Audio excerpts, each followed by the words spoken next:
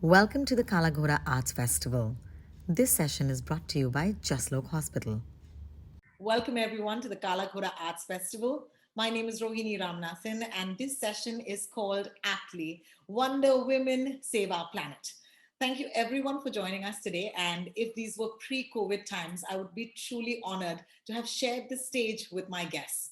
For right now, since the new normal is meeting on a screen, I'm still very excited, still very honored. And I have with me first up actor, producer, UN Secretary General's Advocate for Sustainable Development Goals, UNEP or UNEP Goodwill Ambassador, Ambassador Wildlife Trust of India, Artist Ambassador Save the Children, Board Member Sanctuary Nature Foundation, the one and only and the sweetest Dia Mirza. Hi, Dia. Hi, Hi, thank you so much for joining us. I'm so happy to be doing this. Thank you for having me. Licypriya Kangujam is a 9-year-old Indian climate change activist. She's been championing the cause of the environment since she was 6 to nurture, to preserve, to protect our environment by fighting climate change. She's addressed world leaders in the UN Climate Conference in 2019 in Madrid. She's also the World Children Peace Prize laureate of 2019, and she's won lots of awards. But for right now, Lissy, hi, how are you? Hi, ma'am. I'm fine. Thank you. Yeah, we're very excited to have you with us. Dia, I'm going to start by asking you. You've probably heard of Lissy, right? We all know you, but you have to tell us what you've already known of Lissy. I think Licypriya is a fierce voice for climate action. She is so formidable that she makes grown-ups look docile. Um, and what I love about her is that she does not filter what she wants to say. She says things as they are.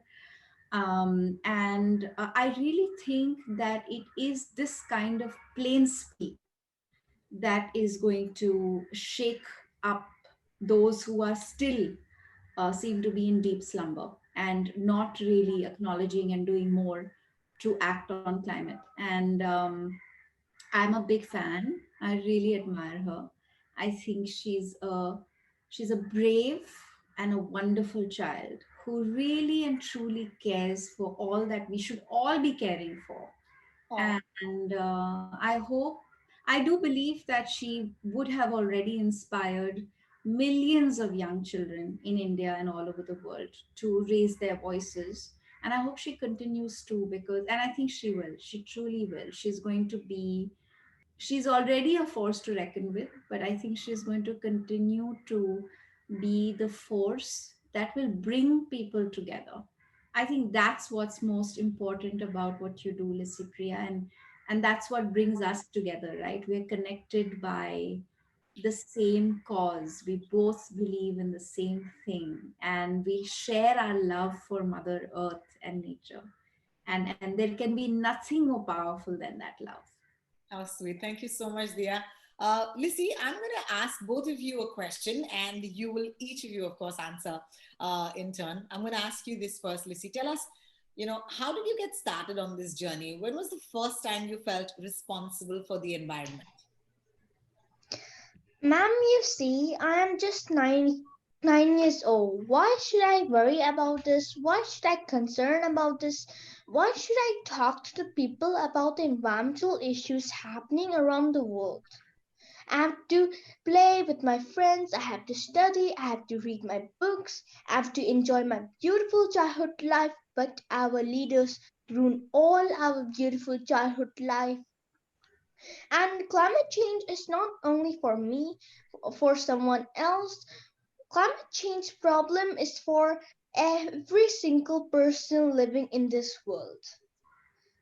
Every single child living in this country, living in this world are already the victims of climate change. So I'm fighting to save our planet and our future.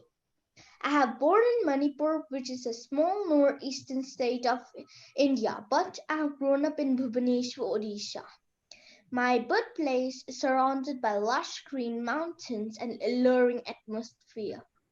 I came to Delhi in 2016 for the first time. But my life became very messy due to the high air pollution. Later, I moved to Bhubaneswar, Odisha for my schooling, and again, my home in Bhubaneswar, Odisha was hit by Cyclone Tidli in 2018 and Cyclone Fani in 2019. All such incidents in my young life turned me into a child climate activist.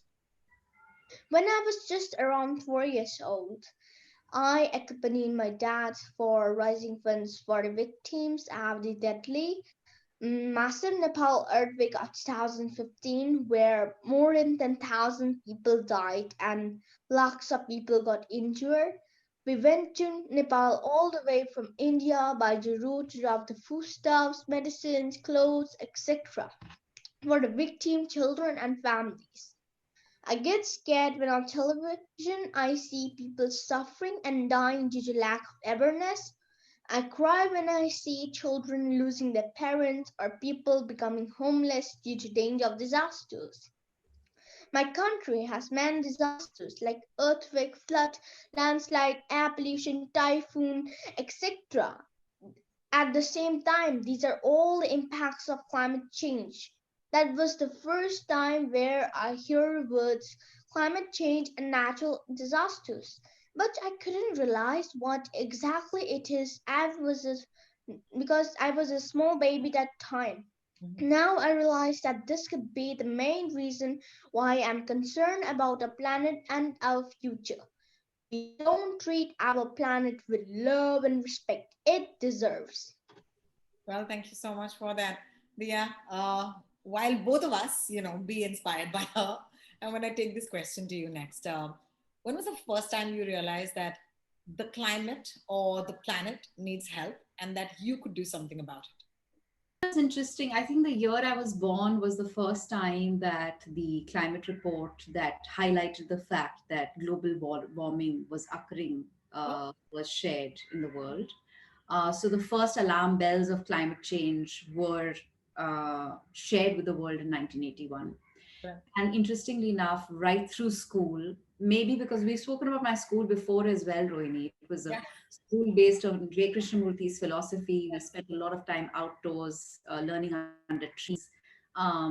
It was set in the principle or foundation that nothing can be learned in fear, and that all creativity and knowledge is born and understood in a natural environment through interacting with nature. So climate change was discussed and debated right through school. We were taught how to compost, segregate waste. We were taught how to grow our own food. We were taught the magic and the miracles that the earth performs every day. Wow. And we were taught, obviously, how to value and nurture and appreciate the magic of the earth, whether it was air, water, or wind, or soil.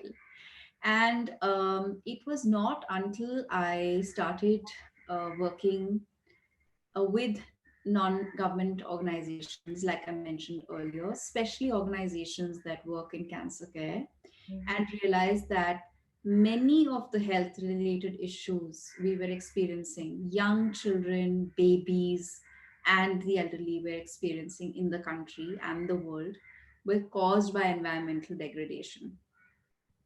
And then I started reading reports that highlighted certain states, certain specific regions that had higher levels of toxicity in water, in the soil, etc.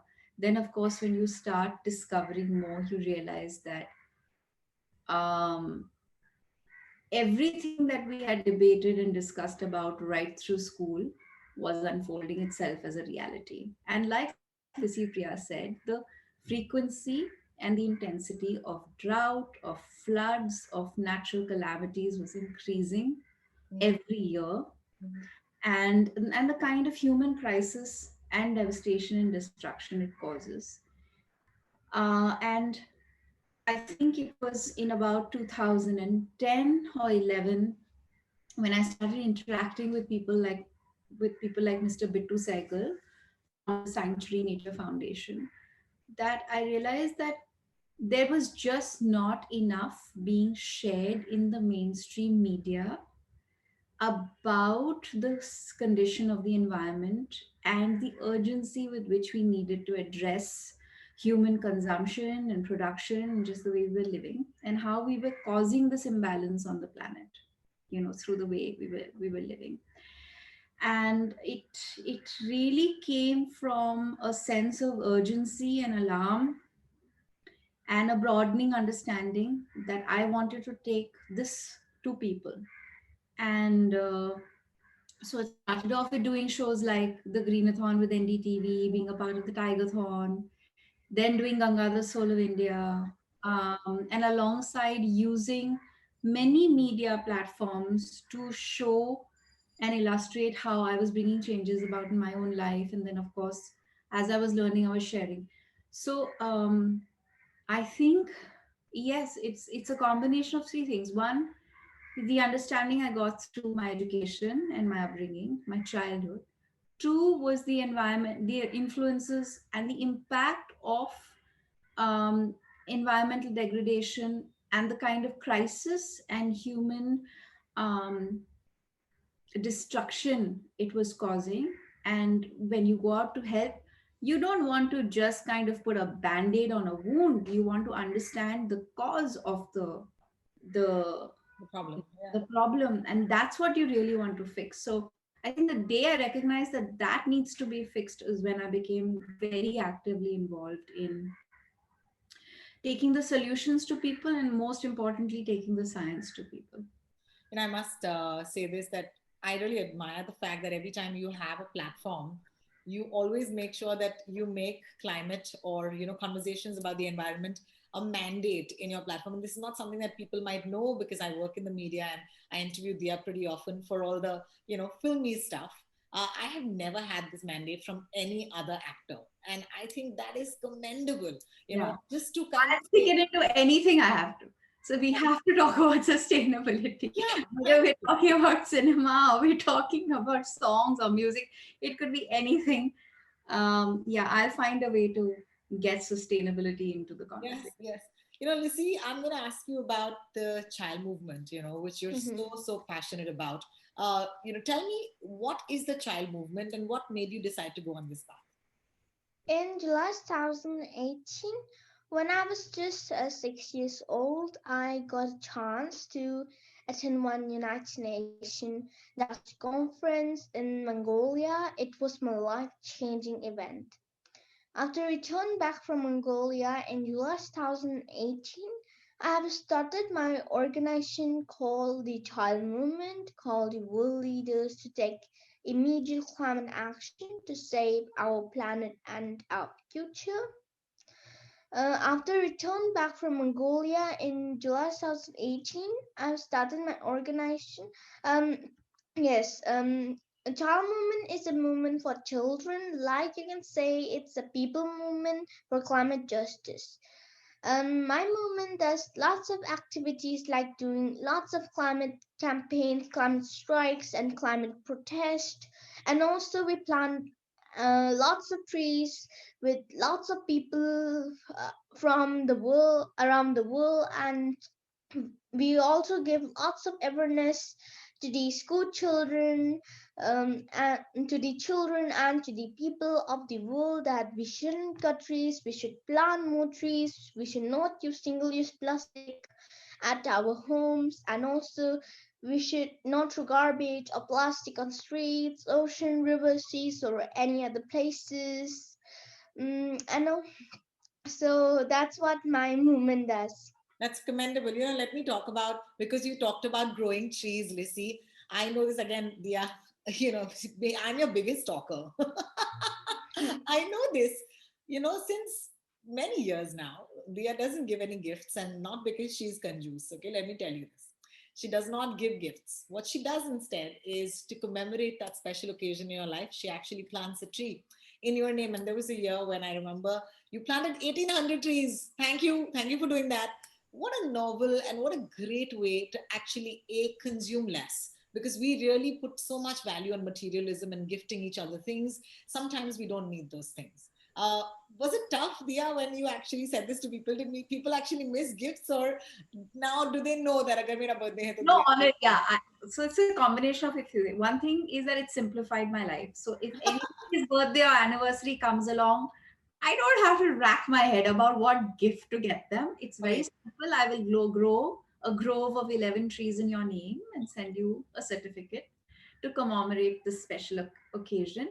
And the best thing is that you can go and visit the site. You can see images of who planted your trees and watch them grow, and maybe someday even go and sit in the shade of those trees. Lovely. Um, I think there must be a joke, I mean, around knowing that now everybody, so there are people, so it's very interesting, Rohini. There are people who, when they receive the certificate, cry, literally cry, because they're so profoundly touched Yeah. by the thought that life forms have been introduced in their name and will be obviously taken care of and Take nurtured. care of. Yeah. Yeah. Um, and then there must be people also who look at the certificates and say, oh God, she's so uninnovative. She sends me the same gift every year. Just a small price to pay, really, because that I is love it. yeah. All I know is that my bank of trees is growing, and it's grown exponentially. I've managed to grow more than God knows how many thousands of trees in the last 2, 3 years. And I hope to continue doing this. Yeah, that's lovely. Lissy, I have a question for you. Uh, you've spoken to so many world leaders. I remember you've given conferences, you've gone abroad, you were in Madrid. People might even call you India's Greta Thunberg, but I prefer to call you India's Licypriya. So, when it comes to talking, either to so many people or talking to these world leaders, I remember, the Chief Minister of Delhi, Arvind Kejriwal Sahab said that he wants to meet up with you. How was that meeting? Was there anything that he promised that he would do for you? Actually, ma'am, I have not meet up with him because that day I was detained by the Delhi police because I was protesting in front of the Parliament House of India. So, because of the detained by the police, I could not meet the Chief Minister of Delhi, Arvind Kejriwal, and we cannot make any um, promises or any talks. Correct.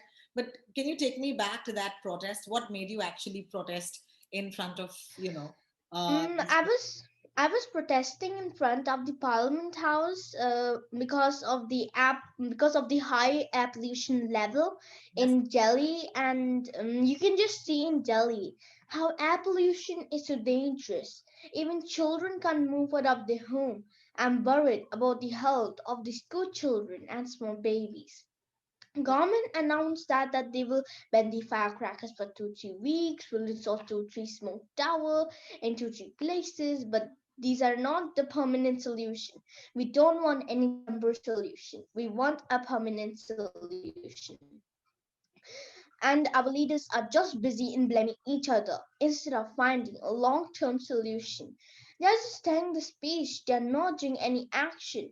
I want our world leaders to do more action. Otherwise, our future and our planet would be dying soon. They must act now to save our planet and our future. okay. And also, I heard in the news from Delhi Chief Minister that he will install 2G smoke tower in 2 3 places. But this is not a permanent solution. We don't want any temporary solution. We want a permanent solution. And also, you can see that Delhi is a very big city. From one smoke tower, it will cover only 2 3 kilometers, which is not enough. So we want a permanent solution. And also, I heard from him that he has to got one biodegradable solution to stop the stubble burning in Haryana and Punjab.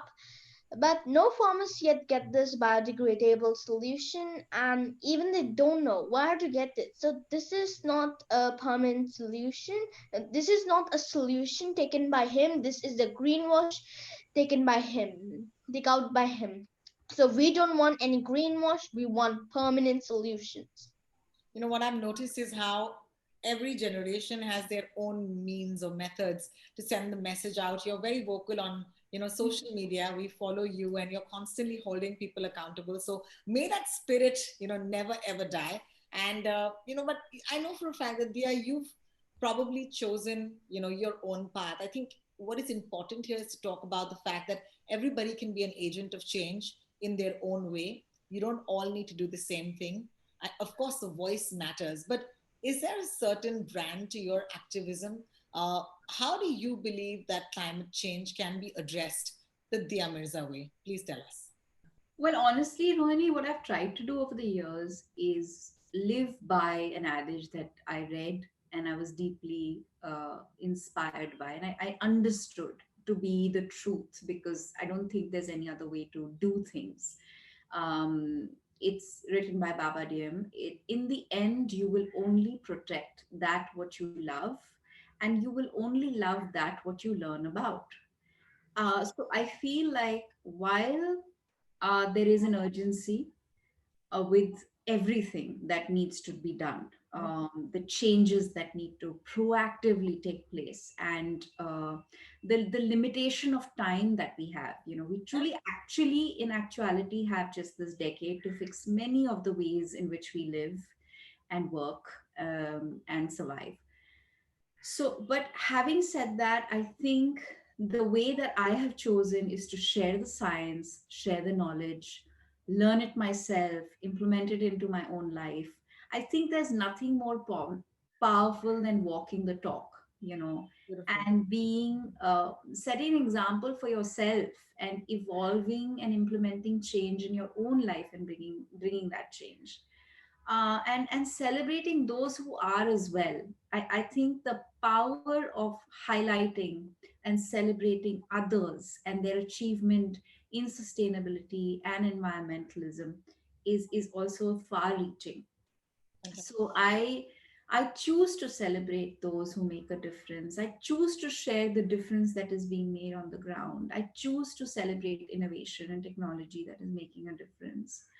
I feel like many things that when I started out talking about that weren't so mainstream, not so many people had kind of adopted or implemented in their daily lives, has just become such a norm today. And it's so exciting to see that change, because in some way you kind of sparked that change. You brought it, Yeah, absolutely. brought it to people. So it's lovely. It's I feel like a lot can be achieved through strong communication and love. And it really is nothing but love that will change the way we live and the way we treat our planet. Beautiful. You spoke about time, and I know for a fact that you're not someone who has a lot of time, but we have to make time. And I have understood this when I went for one Sunday. I went to RA in Mumbai, and I was part of a forest cleanup. And the next Sunday, I couldn't go. And I'll be honest about it because, something came up. Sunday society matters, meeting the family. We actually do have to make time and commit to the cause of the environment. So if everybody on this, chat today pledges, maybe they can donate, 2 hours of time a week, in any way possible. Maybe that would be the start of a change, but we have to commit it, we have to schedule it. And Also, that's what I have promised. even start with something as simple as the choices you make at home. Like you have, Rohini, you started composting, you really enjoy it now. Yes, yes. You started growing your own little vegetables at home. You really get excited when you see those little, plants giving you food. Yes, And these small actions go a long way. They really help us as individuals become more conscious consumers of the earth. correct. So when you start caring about just segregating your waste and ensuring you're composting your kitchen waste, that discipline of that action makes you start asking other questions that lead to better choices. Do I really need this? Where is this being made? What is the material it's being made from? There's so many things that happen because of that awareness. Lissy, speaking of time, I know for a fact that you had to choose, between school and otherwise, or, climate action. Tell us, how has the work for being this climate change warrior affected school, affected your relationships with your friends? Has there been a change? What have you had to face? Tell us. I had to face lots of things when there was no lockdown first, and now I can handle my both activism and my education. Mhm. But I could not handle it when there was no lockdown. I was very busy that time. Even I could not get the time to spend the time with my family, and also I have to travel every day, every week, every month throughout the year, and even I have to wake up in the midnight to catch the flight. Mm, and and also whenever and also I have to drop out my school Yes, yes. because of Yeah. the mm, and also I have to drop out my school because I have to travel every week from Bhubaneswar to New Delhi when I started my activism. So I have to drop out my school because my parents can't afford the expenses to travel every week from Bhubaneswar to New Delhi to protest in front of the Parliament House. So I have to drop out. I miss my school, I miss my friends, I miss my teachers. That was the saddest part of my life. I think you understand me, Mhm. my Of feelings, and of course, yes, of course, of course. and also my friends also plant lots of trees. When I tell them that we should plant trees, I tell them the awareness, and they tell to their parents that they don't want to use a single-use plastic, want to plant trees in their gardens, more and more plants. So I'm happy that they listen to me, and also they know my feelings, how and also by doing small things it can make a big difference. Yes, absolutely. You see, I think you also have invented, Hmm. a kit. This is a survival kit. Could you Mhm. tell us a little bit about this, or even better, show it to us? Do you have it with you? Yes, I have made two survival kits for the future. Number first, survival kit one is to save our health from high air pollution, Mhm. and number second is to make water from air. It can solve the water crisis in the world. So you can see my Suki for two. Oh, so this is the second one, is it? Yes, this is the Suki for two. Okay, okay, fantastic. And I'm sure there's a science behind it, which I may not Yes. understand, but Um. you do. So, could you tell us how that works? I want to tell you, ma'am, that climate activism is not only about criticizing our government or our leader. Mhm. Climate activism is also about finding and solving um, out the problems. Correct. Absolutely. Absolutely. So, can we see that in action sometime soon, maybe on your YouTube channel? I remember that you do a Yes, demo of on your course. YouTube channel, right? So, in case you guys want to know more about that little gadget that Lissy is holding on to, then you got to log on and you got to go watch that. Dia, I'm going to take this to you. Let's talk about corporate social responsibility. There are lots of ways in which I feel that the corporates ultimately, we always are quick to say that they are the reason why the world is going to a terrible place. But I also know that there are some sort of changes that corporates are actively making. Like, for example, I remember when my bank said a very small thing, maybe I am overlooking inside it, when they said we're going digital. You know, do you think that that helps? For example, let's just take the example of banking. Do you think that would help? Sure, definitely. Going paper free makes a big difference. Good. I think that the Sustainable Development Goals have made their way into many organizations. It's the North Star. I mean, it's a plan that can benefit every one of us. So the powerful thing and the beautiful thing about the goals um, is the fact that these are solutions that you can adopt at, of course, an industry, and industries need to adopt, but even you at an individual level you can adopt. Good. um, and I think that bringing that consciousness on your consumption patterns and production patterns can go a really far distance. Having said that, I think there are three things that have been pointed out which really need to come into effect. One is that we really need to start taxing carbon Mm-hmm. Mm-hmm. and start creating more tax related incentives for sustainable organizations and efforts made on sustainability by organizations. Mm-hmm. Because we are a creature of um, we like to be appreciated, we like to be acknowledged. It makes a difference, it incentivizes more people to do the same. So if it could be a part of the tax structure and the tax system, like, why are we taxing income? We should be taxing carbon. you Correct. know Correct. it will make Absolutely. a huge difference.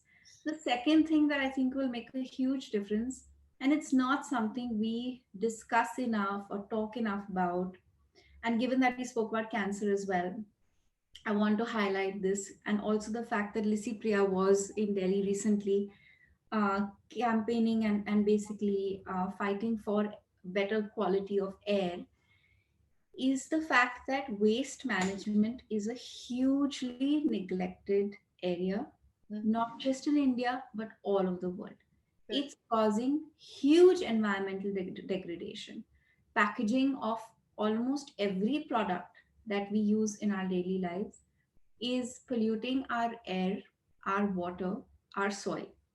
Now, it brings you back to the question of why wasn't extended producers responsibility, EPR, implemented when all of this packaging was allowed in the first place? You think about the large conglomerates, the big MNCs that are taking practically every food and beverage and lifestyle product to your home, to your doorstep, all packaged in plastic, some multi-layer plastic, so it can't even be upcycled or recycled or downcycled. And there are no systems to manage this waste, to collect this waste.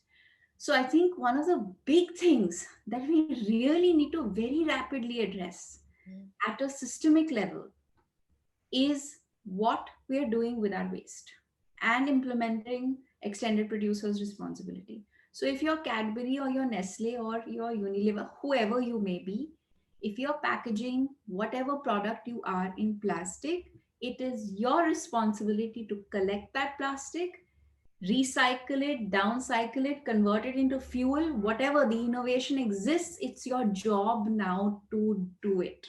Yes. Yes. um, because while we may encourage people to stop using products that are packaged, and it's a huge ask of people who may not be able to do so. I think the change needs to come from the companies. And the third thing I feel is, uh, in India we have strong environmental laws, but we have very weak action on those laws. Mm-hmm. And what we've done, unfortunately, because of the nature of politics in our country, we've really weakened the bodies that govern and monitor sustainability and environment in our country. Mm-hmm. These organizations, these bodies need to be strengthened. They need to be empowered. We can't weaken them, because the governments are doing exactly what civil society has done for the longest time, which is to perceive all departments of environment as obstructionists, Mm-hmm. when in fact the environment departments that consider and are caring for the environment are not doing that for the short term benefit, but for the long term health of the planet and all of us. So these are three things that I really feel need to change and become implemented with urgency, and everything else can follow. But these three things have to happen. This is beautiful also because, I remember when someone said, oh, she's an activist. I remember this so clearly. And I said, why? Why is that such a loaded term? An activist is not a troublemaker. An activist is actually doing your job, is taking out the time that you probably didn't take out, so that we could live a better life. But So that, but let's, that's just an extension of patriarchy. A woman with an opinion is perceived to be a troublemaker. Like, if you have an opinion on anything, you're trouble. If you ask questions, you're even more trouble. So yeah. And Licypriya, I must say that you are trouble. at a very young age for a lot of people. So I hope that they will be, willing to listen to what you say. But let me give you some figures, guys. When Dia spoke about carbon emissions, do you know that CO2 emissions fell by 15% in the April of 2020, which is last year when we were in lockdown, and 13, and I think more than that, uh, no, 30% in April and 15% in March. And this, happened for the first time in 4 decades. And I remember reading this report, it was in the BBC, and I said, wow, what does it take for us to be better? Actually lock us inside our homes. There was also figures published from the IEA, which is the International Energy Agency, where the entire world's usage of coal was down by 8% in the first quarter of 2020. Before we go, I have just one question to each of you. Dia, I'm going to start with you looking back, and then with Lissy, we're going to look forward. What do you think 2020 taught you, and what did 2020 teach the world as a whole, keeping these figures in mind? 2020 taught me that I need very less. And I hope it taught the world that health, peace, progress, happiness, everything is linked with the health of the environment and the health of the planet. Fantastic, fantastic. Lissy, I'm going to, bring this to a close by asking you to actually tell us, what do you see the future to be like, and what do you see as an ideal future for our planet? Seeing the ideal future means seeing lots of electric and solar um, vehicles, and also seeing lots of trees, planting by the people, and also seeing people not using single-use plastic at their home, not garbage or plastic on streets, ocean, rivers, seas, or any other places, shutting down all the coal power plants and thermal power plants, and replace it by clean energy. And also, so this is my ideal future that I see. And 2020 was a great experience for me. And also, in 2020 I did a lot of things. And also, the small thing that I did was planting a tree, but it make a big change.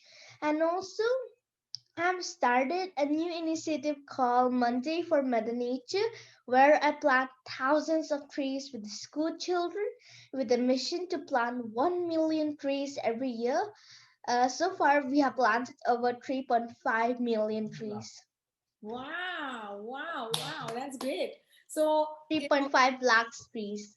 yeah, yeah, don't worry about the figures. I just want to congratulate you for that thought. Also, the idea of bringing the two of you together, let me be very honest, was something that, we thought of very strongly, and we really wanted this to happen. So, Dia, I want to first of all just thank you for taking this opportunity and sharing your time with Lissy. And I know that, it could be so easy for us to say we can't make time, but as you always do. So let me just say thank you so much for making time for us this time at Kala Ghoda. Thank you so much, Kala Ghoda. Thank you so much, Rohini, for bringing Licypriya together. It's been a very special experience. I'm looking forward to meeting Licypriya in person. Hopefully, I will do that this time while she's in Bombay. But that apart, I'm grateful to Kala Ghoda for having this conversation in the first place. It makes a big difference. Thank you. Thank you. Thank you. Lissy, Yes, how so was your experience? Did you have fun? Did you, want to see us? Were you excited about meeting us today? yes, so first of all, I would like to say thank you so much, ma'am, for inviting me here in this program or what or interview.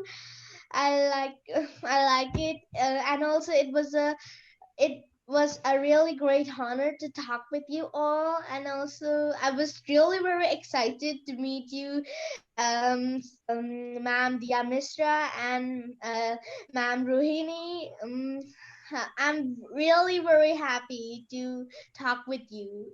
What I also want to thank is your parents, because your father has been so kind and he has been coordinating with me about this for a while now. So, Mr. Kangujam, thank you so much from the bottom of my heart. My father is telling welcome. He's very camera shy. All right, guys. Thank you so much for joining us. What